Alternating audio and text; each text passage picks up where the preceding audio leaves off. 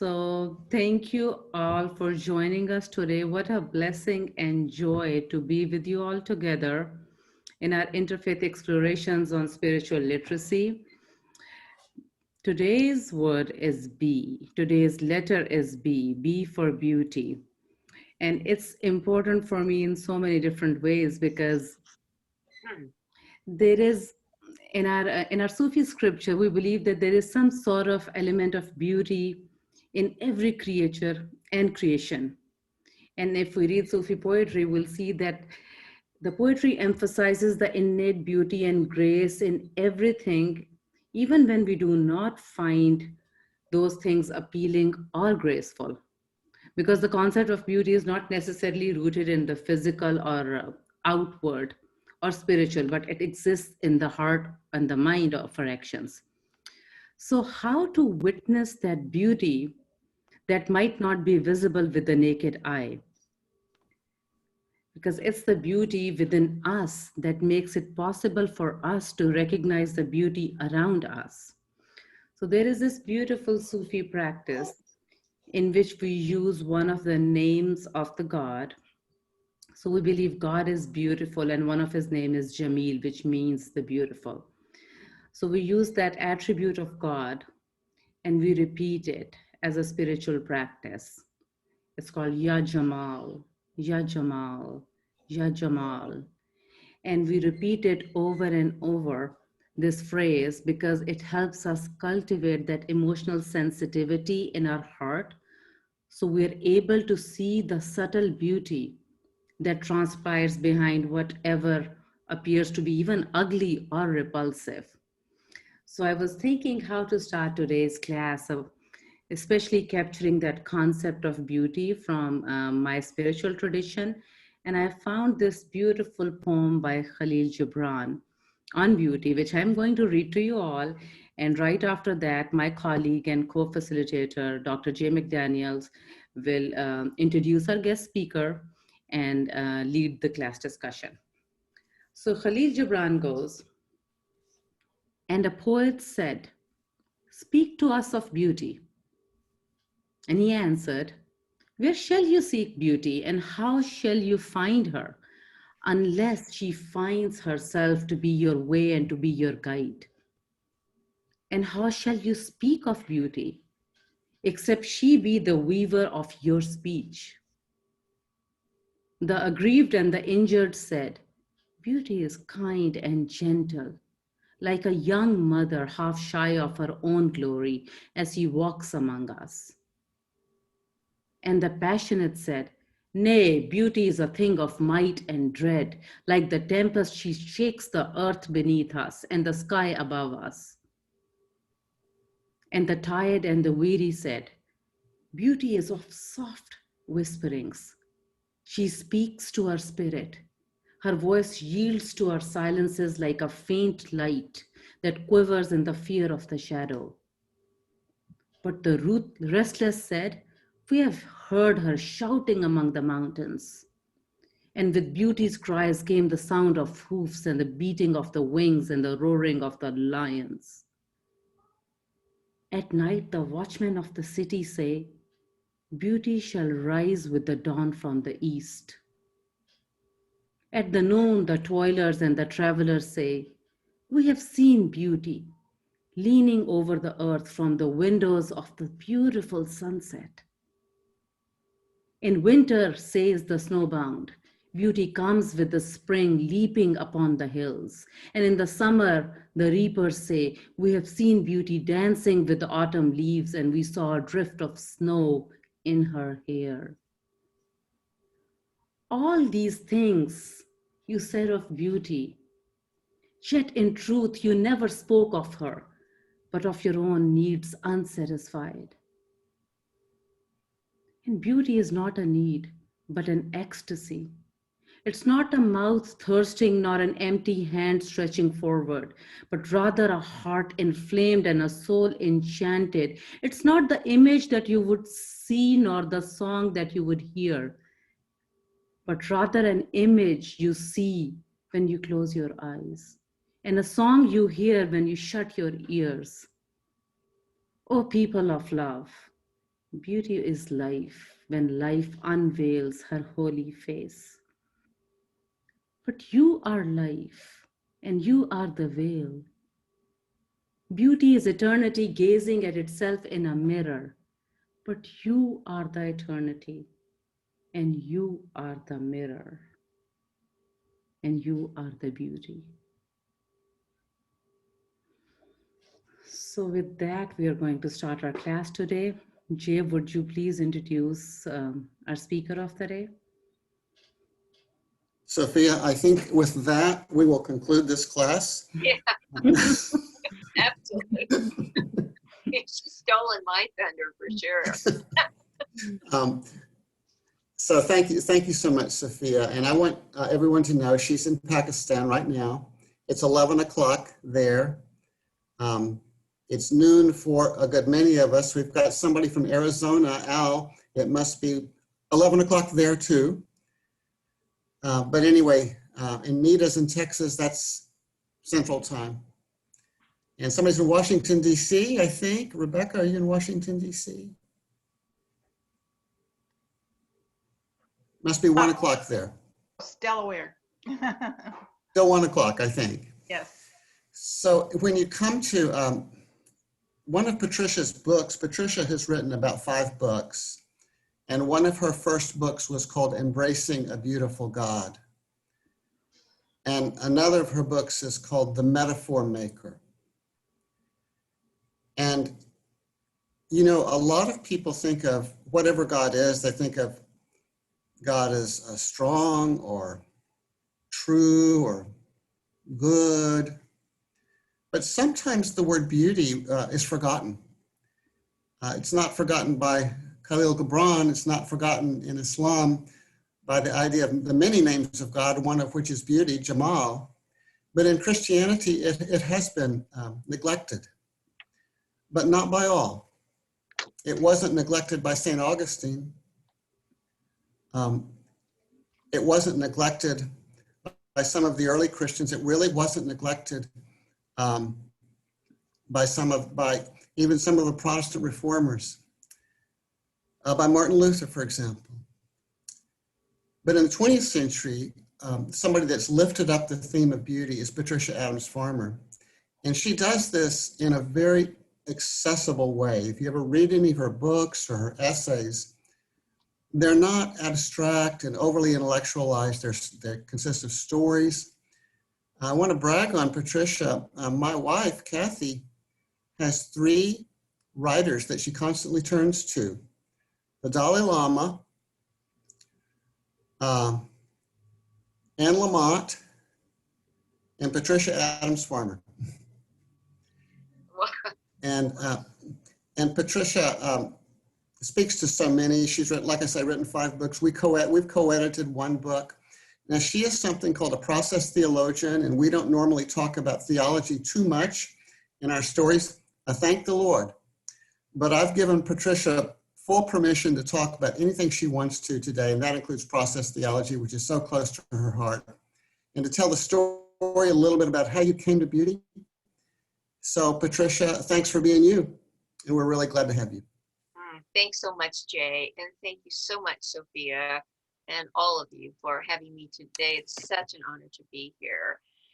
And yes, I would like to say a little bit about my journey into beauty. And Khalil Gibran was that poem was not only a beautiful poem, but beautifully said, and like music. And so that sort of put me in the frame of mind to give my talk. So thank you, calmed my nerves. Dostoevsky once wrote in one of his novels, "Beauty will save the world." My spiritual journey is a testimony to those words because beauty has saved me. And I think it can also save the world, or if not save the world, then it can at least be as St.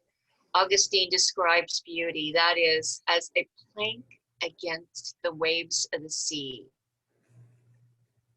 And in this time of pandemic, the waves of the virus, now almost like a tsunami, it reminds me that we need beauty to help us through the storm, not just to keep our heads above water, but to help us transform our perspectives and help us find fresh possibilities for ourselves and the world, and especially for our beleaguered planet. From my perspective, which comes from process theology, as Jay just mentioned, the experience of beauty not only offers life-saving rescue from the storms of life, but also serves as a glimpse into the very nature of God and the world. Because of this connection between beauty and spirituality, beauty has become my spiritual home. Or to be more accurate, it always has been my spiritual home. It all started early in my life. I come from a small, isolated, and very conservative town in the rural landscape of the Oklahoma Panhandle. Although a tumbleweed-strewn barren landscape, I had my own little oasis of trees. We lived across from a neighborhood park filled with old stately elm trees. And whenever I got into trouble with my mother, which was often, I would run over to the park and climb a tree. I had a special tree with a split trunk, easy to climb, and that elm tree became my refuge and my friend. It seemed to understand my grievances as no one else did. I felt at home there, hiding among long leafy branches with the smell of bark and sap and the company of birds was the beginning of my love affair with the natural world.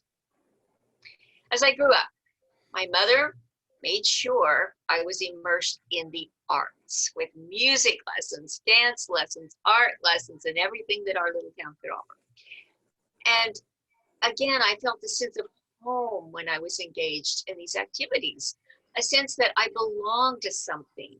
Beauty was a kind of centering for me in a confusing world where grown-ups were often quite confusing and yelled a lot. Now in high school, the spiritual element suddenly came alive for me when our Methodist church had what was back in the early 70s called lay witness missions. Now that means people from all the surrounding towns would come to our church and give witness to a deeply religious experience that was full of emotion. And I'd never seen, emotion at church.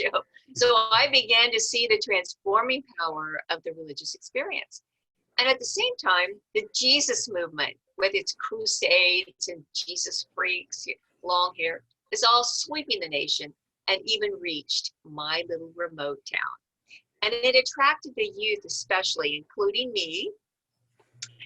And because of a certain boy over at the Baptist church, I gravitated over there for my Bible studies.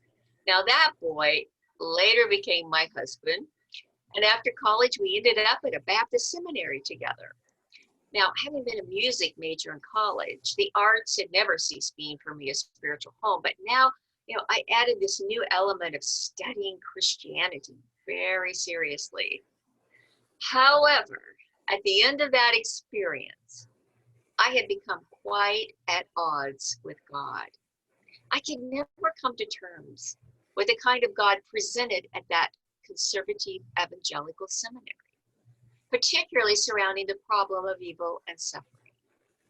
And there was no interfaith dialogue except to convince others to be just like you. God didn't sound very hospitable to me, or kind, or loving, or even moral. And so the two things so dear to me, beauty and spirituality, took on quite divergent paths. But God presented to me was anything but beautiful. The more I escaped my sheltered world and looked at the big, beautiful world filled with diversity and suffering, I began to hate the very idea of God. So it was a very awkward situation, feeling called to the ministry as I was, but who would want a minister who hates God? I ended up a curious agnostic when I entered the philosophy graduate school at the University of Missouri. There, my yearnings for a God I could believe in accelerated. One day, one of my professors, who was kind of a grandfatherly type, who took me under his wing, he introduced me to some writings by Charles Hartshorne, the famous process philosopher. Hartshorne was a great lover of birds, so I knew he had to be okay. And this led to other books by John Cobb and other process philosophers and theologians that revealed a God who could best be described, in my view, as beautiful. Beauty and God, so divergent in my mind before, began to come together in a way that gave me hope for a holistic spirituality that embraced beauty and divinity in the same breath. In Process Theology, Whitehead says, the teleology of the universe is directed toward the production of beauty. And so, beauty becomes the very dream of God. And so I fell in love with the God who dreams of beauty. This divine beauty became the centerpiece of my spiritual journey. So then, now does that kind of divinely inspired beauty actually look like? Well, I'd like to share with you a short essay I wrote called Beauty is a Spiritual Home. It summarizes my work on beauty and encapsulates my belief in that sense of home that beauty can be, especially during tumultuous times. Whether you're in trouble with your mother or you need a solid footing in a chaotic world. You'll find this essay on openhorizons.org. I've never ever shared it orally, so I'm happy to do that now. I start with a quote by John O'Donohue. Once we awaken to the beauty which is God, there is a great sense of homecoming. My religion is beauty. That may sound iconoclastic, but I don't mean it that way. As an ordained minister and pastor, I do indeed believe in organized religion. But not all expressions of my own faith, Christianity, can be called beautiful. In fact, those which lean toward fundamentalism or which seek political power and control are, I believe, injurious to the soul and to the world at large, and even to the planet. The Dalai Lama is Buddhist, and yet what is his religion? He famously says, my religion is kindness. Maybe it is time to think of religion in terms of these deeper human values, such as kindness or compassion or love or appreciation of diversity or the planting of trees. Maybe we should measure our particular faith communities by these points of light, like stars guiding us through the darkness as we seek our spiritual home. In this essay, I suggest that such luminaries as kindness, love, compassion, appreciation of diversity, and the planting of trees are all shining participants of a larger celestial constellation named beauty. And that this guiding constellation can, in the dark confusion that sometimes accompanies religious or spiritual identity, help us find our way home. But first, let's look at the term religion. According to Professor William A. Young, religion is human transformation in response to perceived ultimacy. That is, the term religion describes not only those who believe in God or those who profess one of the major world religions, it is about transformation in response to something we perceive as ultimate. Of course, this ultimacy may be God, or it may be kindness, or it could be an ideology. Theologian Paul Tillich referred to faith as ultimate concern, ultimate concern. For those for whom money or consumerism is of ultimate concern, life is organized around religious myths and rituals. For example, the Horatio Alger myth of the self-made man, or the rituals of Black Friday shopping. Being an avid sports fan can be religious too, as it transforms people into ecstatic, loyal adherents with attending rituals. But for some of us, beauty is our ultimate concern, that which transforms like no other encounter and sets us squarely in the realm of the sacred. We have our own rituals, such as nature walks, mindful attention to art and music and poetry, creativity, and for many, participating in religious ritual with a faith community. Some of us even imagine God as beauty. I am one of those. The late Celtic poet and philosopher John O'Donohue says, to participate in beauty is to come into the presence of the holy. Now, many do not name the sense of the sacred God, but they nevertheless perceive something of the sacred when they have an encounter with beauty. As Harvard professor Elaine Scarry says, beautiful things always carry greetings from other worlds within them. For those of us who see eternity in a grain of sand, we understand the power of beauty to transport our deepest longings into a luminous realm which has no words. In the presence of the beautiful, it is almost as if we become pure music, feeling the unfolding vibrations in ways too deep for words. When we encounter beauty in all its variegated colors and sounds and whispers and dreams, we recognize our own beauty too. We see ourselves as part of something greater, an intricately woven, bejeweled universe, and it feels like a homecoming. We have traveled far and wide, and now we are home. Beauty transforms. While ensconced in a book of poetry, or encountering a rare moment of social harmony in the midst of chaos, or witnessing an elegant act of courage in the face of evil, or studying a flock of pelicans gliding through a red and gold twilight, we feel differently. We act differently too, with kindness and attention to the suffering of others. We tread lightly upon the earth. We seek a sense of fairness and symmetry and harmony in our social relations. Wherever we happen to encounter beauty, a landscape, a song, a poem, a flower, a mathematical proof, a symphony, a frayed relationship restored to harmony, we feel caught up in an eternal embrace. Our very souls seem to spread out lavishly as we let go to the narrow constraints of the ego. We become lovers of the earth and practitioners of gentleness with one another. But what is this beauty which transforms the soul? I'm obviously not talking about beauty in a banal sense. Beauty is not glamour. All the beauty products I can cram into one bag can never make me beautiful. Only the soul can do that. Beautiful people come in all shapes and sizes and colors and ages and styles. To see human beauty only in terms of the physical and youthful, or in cultural trends set by glamorous movie stars and skinny models, causes great harm.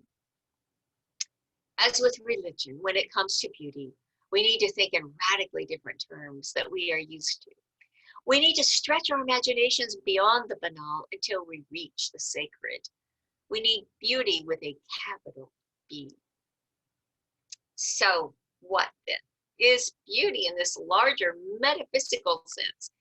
And what is it about beauty that touches the soul in the sense of religious experience? In my first book, Embracing a Beautiful God, I said, beauty is that which glistens on the edges of our yearnings and lures us into the depth of things. That is how I feel when I experience beauty. But it is also how I came to know beauty through the philosopher Alfred North Whitehead. In his philosophy, we catch a glimpse of God in terms of beauty. Beauty evokes. It is like eros. We are attracted to its radiance, like a young green leaf reaching longingly toward the sun. This is Whitehead's way of thinking about God. God evokes and attracts. God yearns for us, and we yearn for God. God is relational. God does not coerce, but rather lures us in the way of beauty. Beauty is at the core of Whiteheadian philosophy, as stated in Adventures of Ideas. The teleology of the universe is directed toward beauty. For Whitehead, beauty enlarges. It embraces the plurality of contrasts we encounter by harmonization. But this is no shallow harmony, but rather a harmony with intensity of feeling. Think of a Mozart symphony unfolding in time, intricate harmony, yet with some dissonance and stimulating creative tension, which adds interest. Or think of a community built on the idea that diversity of religion, color, cultural dress, and sexual identity should be embraced rather than negated, and that these very differences add zest and vividness to an otherwise bland homogeneity. As John O'Donohue reminds us, beauty does not belong exclusively to the regions of light and loveliness, cut off from the heart of difference. The vigor and vitality of beauty derives precisely from the heart of difference. In Whiteheadian thought, beauty and intense harmony of contrasts is the highest achievement of the creative process of becoming. God's beauty calls us or lures us toward the good and true, but does not force. Rather than an almighty ruler in the sky, God is the poet of the world. The poet of the world speaks to me and to many who have been wounded by the ugly aspects of fundamentalism. Here at last, after being assaulted over and over by images of a bully in the sky, we find a beautiful God. So in this way, beauty is a profoundly religious concept on its own, but it can also guide us in our formal religious life. Our faith communities can be stultifying, mean, and exclusionary, or they can become communal expressions of beauty, increasing the amount of kindness in the world. A beautiful thought. Beauty enlarges, transforms, and embraces the whole complexity that is life. Beauty prefers to feel all and feel deeply, thereby participating in the divine act of creative transformation. Beauty harmonizes and creates and plays and improvises and redeems. It leads us to acts of compassion and harmony, even while allowing for the dissonance inherent in such a wide, complex, and pluralistic embrace. And if our impoverished souls cannot handle that much openness and creative tension, then we need to widen our souls to make room. This is beauty's special work in the world. Beauty stretches our souls beyond the boundaries of the banal imagination so that we begin to live out what we at Open Horizons like to call a fat soul philosophy of life. When beauty becomes our ultimate concern, we dip our thirsty souls into the river of religiosity. By keeping our eyes on this guiding constellation named beauty, we begin to feel rooted in the world, rooted in the earth, rooted in our best selves, rooted in God. We know that after all our searching and wondering, we have finally arrived at the shores of our spiritual home. And now to close, just back to return to trees for a moment. I recently ran across this lovely quote by Cynthia Ryland. In November, the trees are standing all sticks and bones, without their leaves. How lovely they are, spreading their arms like dancers. They know it is time to be still. And so I encourage you today to take your cue from the November trees all around us that remind us of the importance of stillness as we face a difficult winter, one of the most difficult winters we've ever faced in our country because of COVID. And may you open your arms to beauty, in whatever form it comes to you, and embrace it and let it transform the darkness with a sense of belonging, a sense of coming home. All right, thank you, Patricia, very much. And I think what we want to do now, Patricia spoke her heart, and I know Patricia's heart, and I know that you're drawn toward beauty. And Patricia, sometimes I say, I think beauty is Patricia's name for God.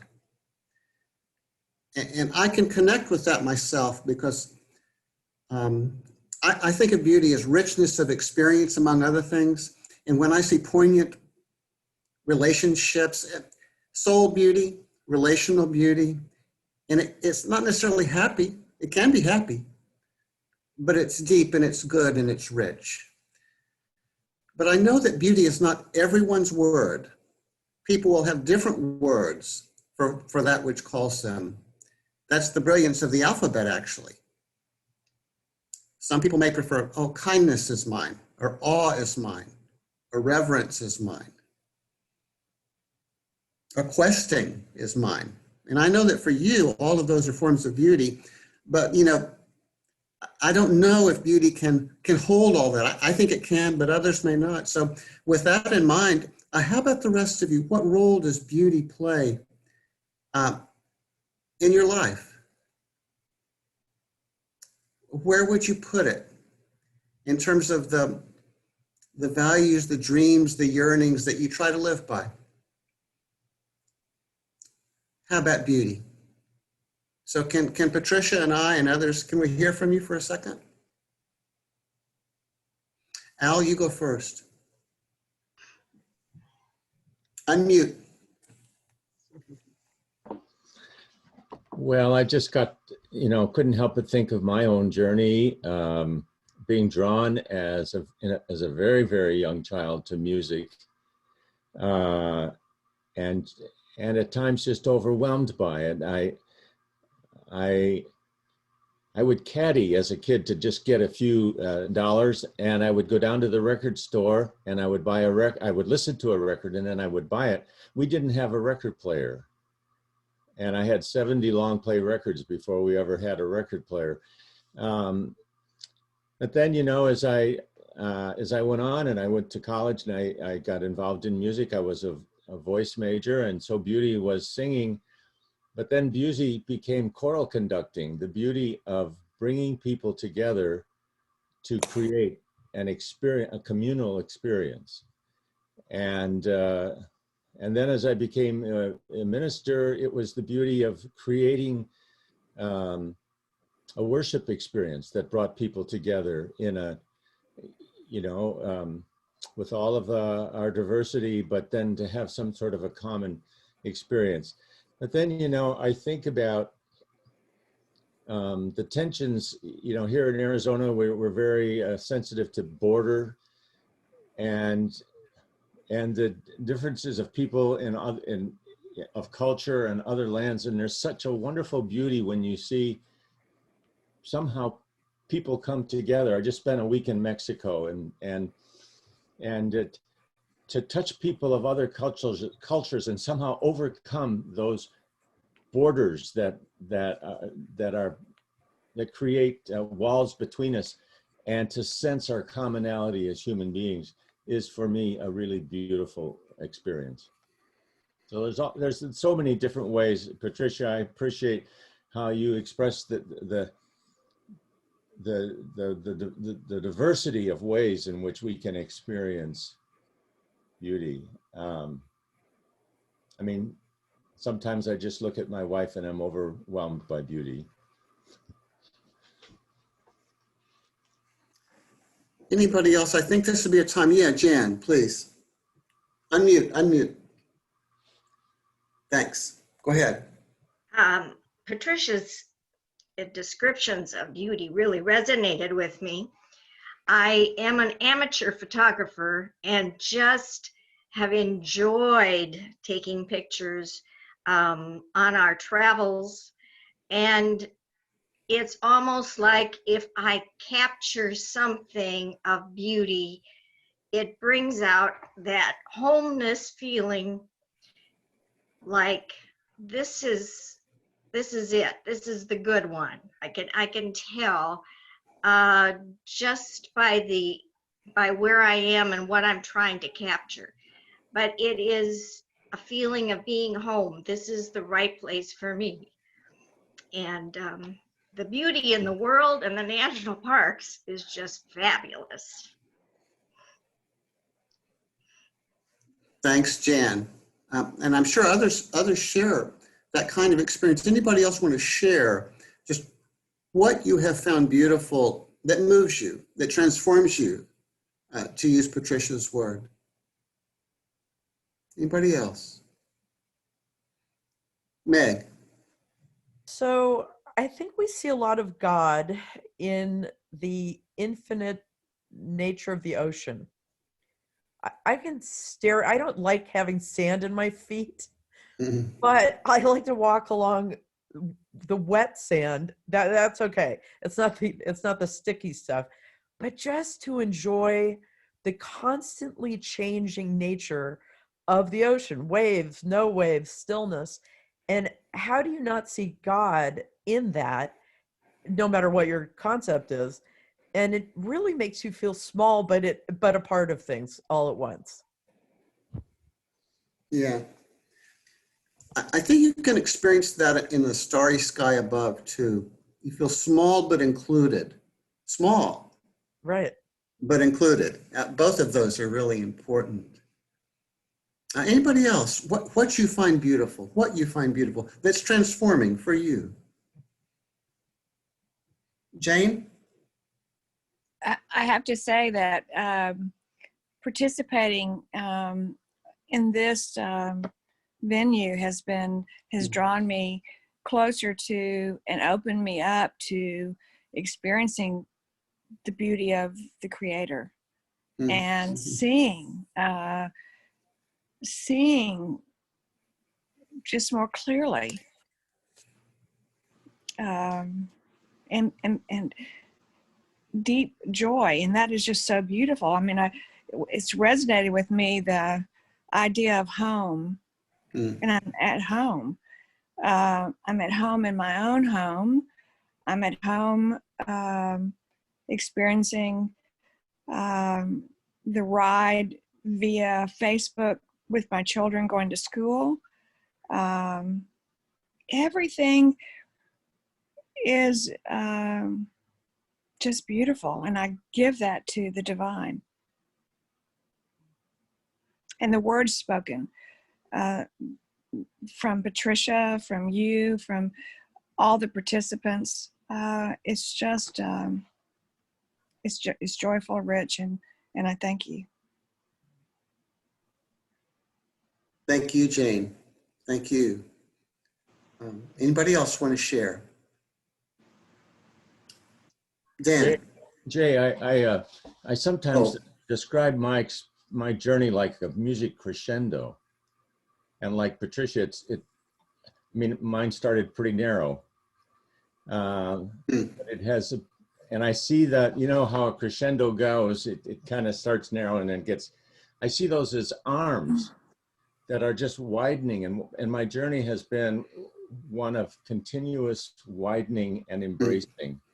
And that just, you know, has led me into interfaith work, and as you know, and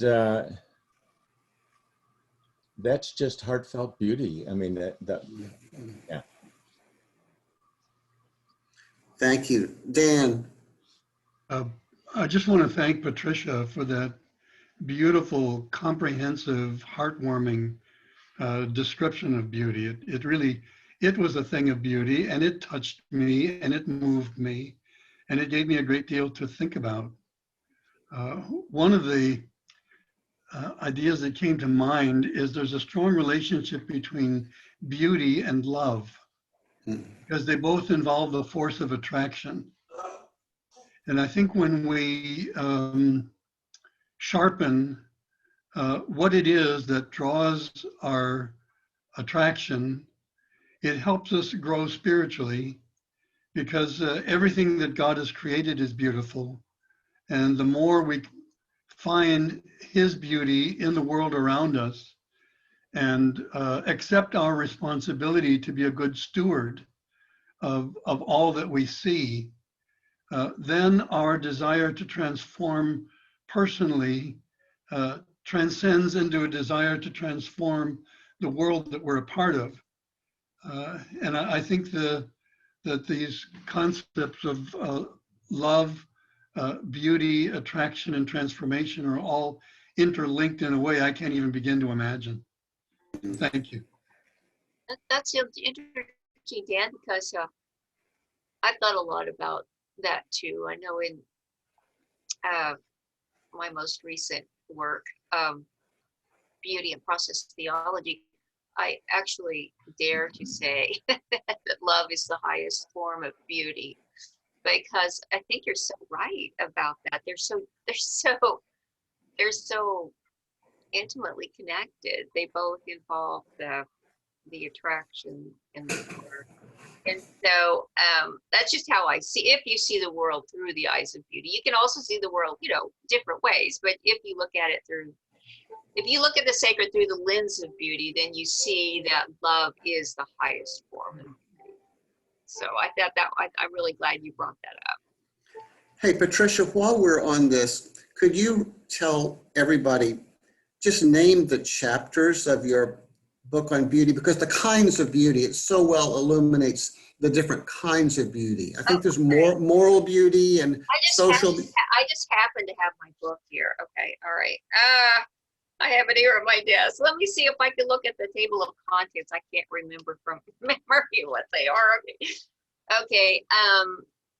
This is a very small book and very inexpensive, but so it's very small, but it's concise. It's a little bigger than the essay, but the chapters are the dream of beauty, the poet of the world, the art of beauty, soul beauty, tragic beauty, beauty and creative transformation, moral beauty, natural beauty, and beauty and hope.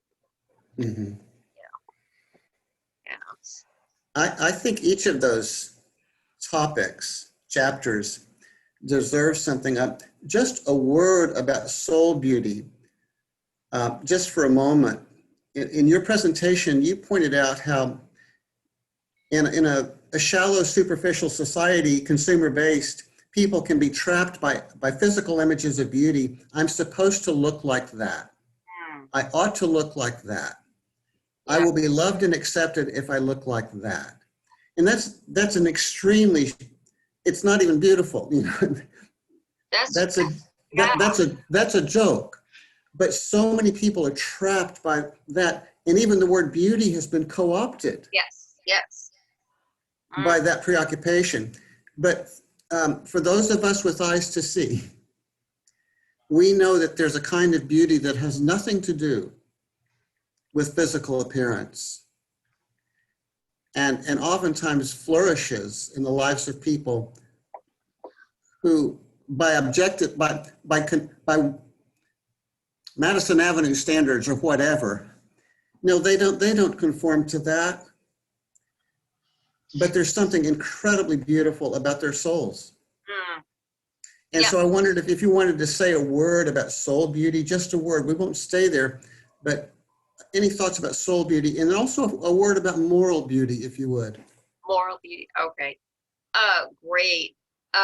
Well, when you were talking, boy, that hit home, because I grew up in my early adulthood. I became an anorexic, had anorexia nervosa, and almost died because I grew up with that image that I had to look a certain way, or I wasn't going to be acceptable or loved. And so when you said that, that's one of the demons that I've had to overcome.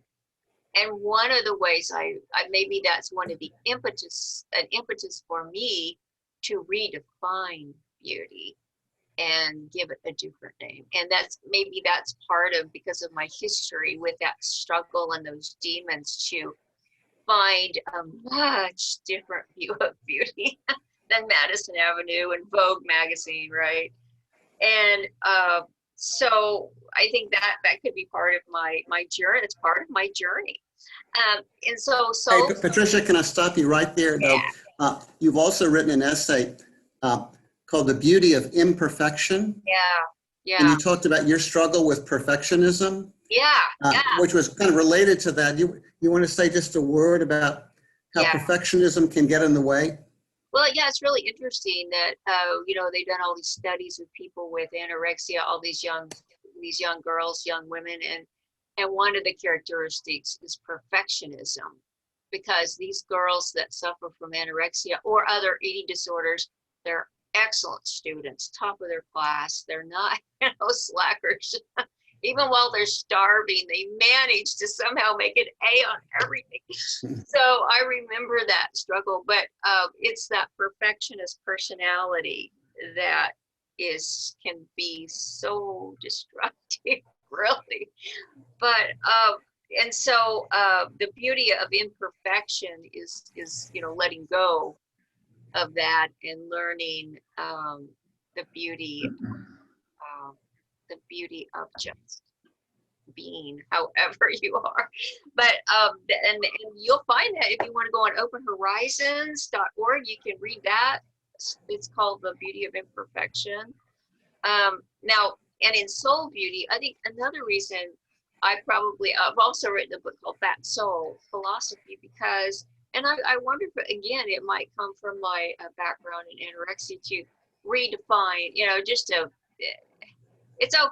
the soul, it's okay to be fat. No, not, I mean, I'm not talking physically, but your soul really needs to expand. And so because I used to demonize the word fat, now I think it's good, because when you're talking about the soul, it's kind of like that crescendo that he was talking about just a few minutes ago, that getting larger, that sometimes a soul that is beautiful actually is countercultural. In other words, if we really embrace all religions and all colors, then in some circles we're going to appear to be really bad, and you're not going to be acceptable, right? That's just going overboard. Your soul is too fat. You need to slim down. You need to keep that narrow, skinny view of who you should be with and what you should believe. So those are just metaphors. But anyway, soul beauty means you have a big soul, and because a big soul can embrace contrasts and differences, or as I like the way Jay puts it, the enriching. How to say that again? Enriching. It can accept enriching tensions. Enriching tensions. Yeah, there are tensions in life, and how to embrace the tension. Yes. How for them to be enriching rather than depleting. Right, and so that's I think any soul that could take in those contrasts. And Al, who is a musician, understands what I mean by the enriching contrast within music, whether it's a choral piece, or instrumental. It's that incredible dissonance that is so subtle that can create the beauty of a piece, because you're opening, as opposed to a muzak, right? It's something that's not. But same with popular music, it's the same thing. You need that intense richness of experience, and Jay is really good in that realm of musical expression, of that sort of beauty. And so that's would be soul beauty. Now, moral beauty, I am talking a lot about justice here. That I think it's really important that we have a sense of justice. And way back to the Greeks had this idea of beauty and justice, symmetry and perfect cube, Aristotle, and in fact the word beauty and fairness itself, which is another word for justice according to John Rawls.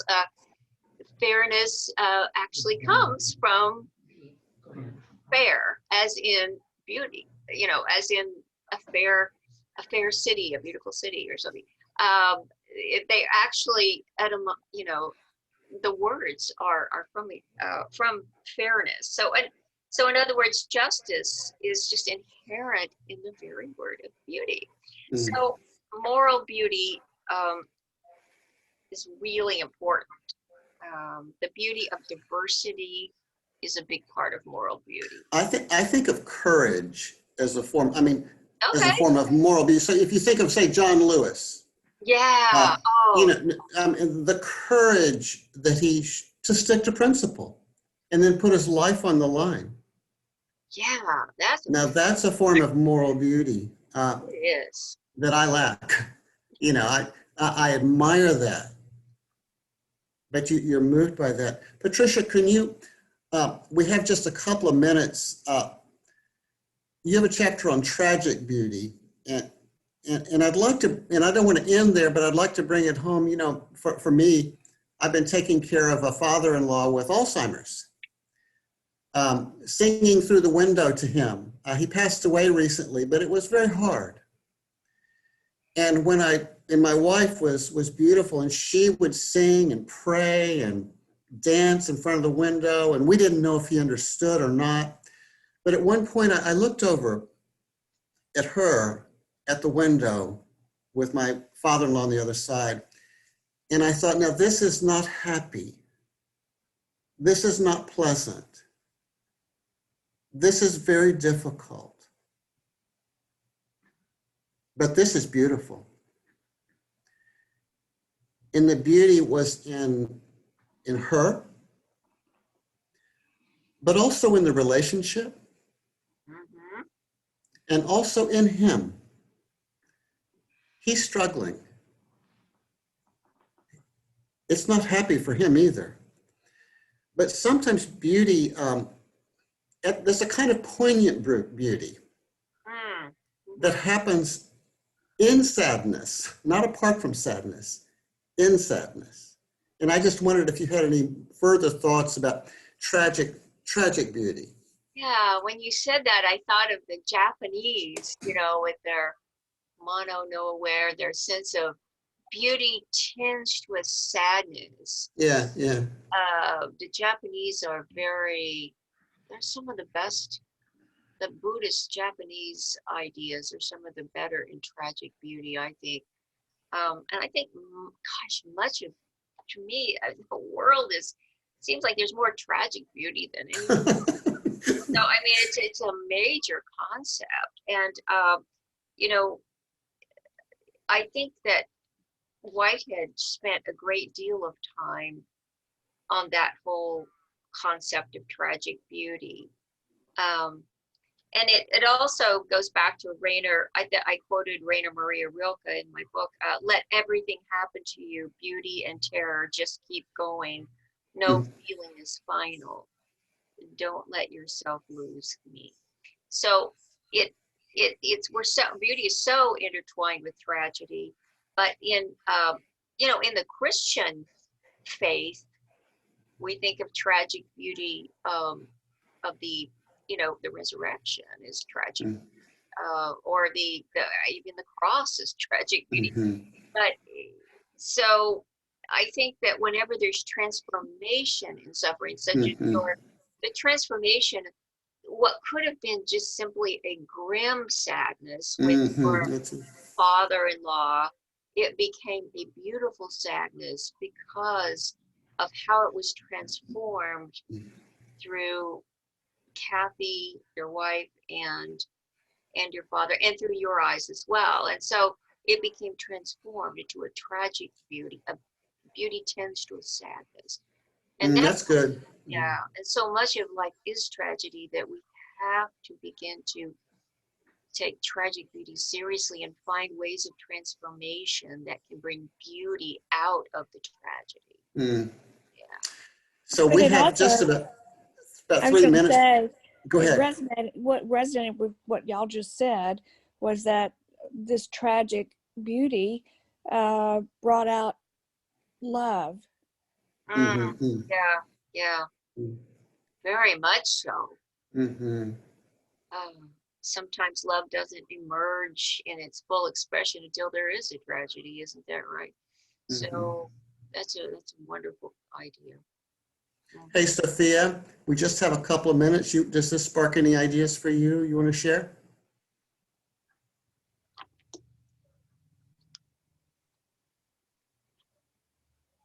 Sophia, you want to share anything here at the end? I'm sorry, I was muted. Well, what I want to say right now is no matter what part of the world I am in, I look forward and make time for this 1 hour on Wednesdays because it's my sacred time. And this time with you all has this transformational effect on my soul and on my spiritual practice, actually. So I want to express my gratitude to all of you beautiful people who make this time beautiful for each one of us. And I think this has been very, very beautiful for me. And I hope, and I really sincerely hope it means the same to you all too.